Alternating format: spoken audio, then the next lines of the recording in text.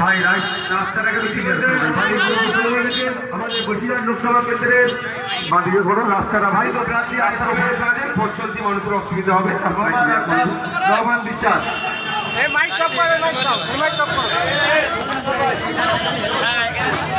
ভাই ভালো লাগছে।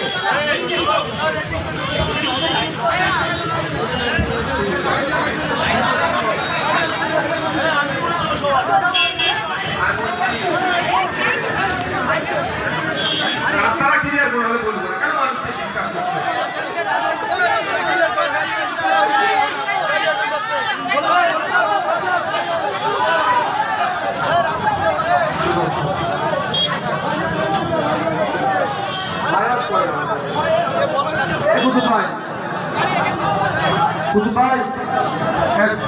রাস্তাটা ক্লিয়ার করো, আমাদের ভলেন্টিয়ার থেকে বলছি রাস্তাটা ক্লিয়ার করো, পুলিশ প্রশাসনকে বলছে একটু হেল্প করুন, রাস্তাটা ক্লিয়ার করুন।